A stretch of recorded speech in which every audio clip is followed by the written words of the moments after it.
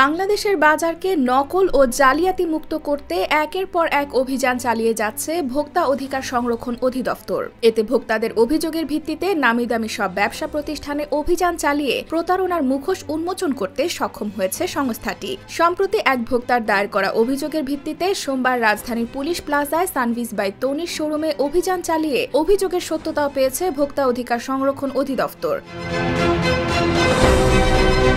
সামাজিক যোগাযোগ মাধ্যমের আলোচিত মুখ রোবায়াত ফাতেমা তনি। রাজধানীতে বেশ কয়েকটি শোরুম আছে তার। অনলাইনেও বিক্রি করেন পোশাক এবং কসমেটিক। তবে এবার আলোচনায় আসলেন প্রতারণার অভিযোগে। বিদেশি পণ্যের নামে তিনি বিক্রি করছেন দেশীয় পণ্য। এমনকি অভিযানে পণ্য আমদানির কাগজ দেখাতে ব্যর্থ হন বিক্রেতা।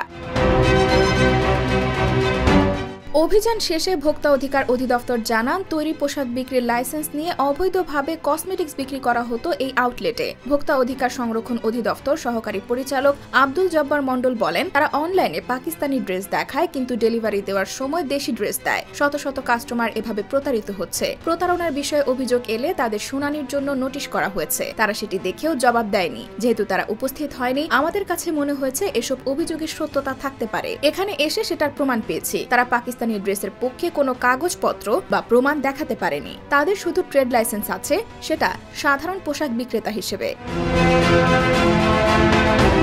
তিনি আরো বলেন, আমরা তাদের শোরুম বন্ধ করে দিয়েছি। এখন তারা কাগজপত্র নিয়ে ভোক্তা অধিকার সংরক্ষণ অধিদপ্তরে হাজির হয়ে প্রমাণ দেবে। এছাড়া কতগুলো কাস্টমারকে এসব ড্রেস সরবরাহ করা হয়েছে সেসব তথ্য দেবে। শুনানির জন্য মঙ্গলবার আবার ডাকা হয়েছে। নিষ্পত্তি না হওয়া পর্যন্ত শোরুমটি বন্ধ থাকবে বলেও নিশ্চিত করেন তিনি।